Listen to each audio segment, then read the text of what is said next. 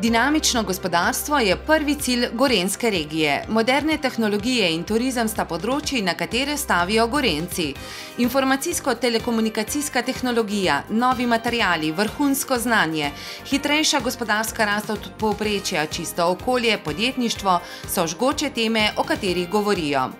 Gorenjska je 6. največja regija v Sloveniji. Tu živi več kot 200 tisoč ljudi, desetina prebivalstva države na desetini njenega ozemlja.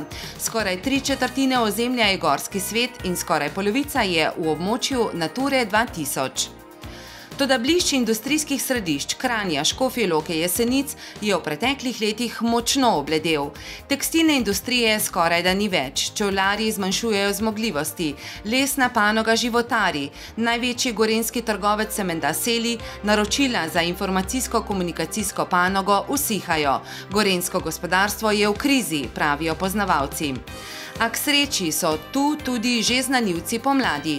Domel, Iskratel, Sibo, Seaway in podobni naznanjajo, da se stvari lahko obrnejo na bolje. To so nosilci razvojnih upov regije.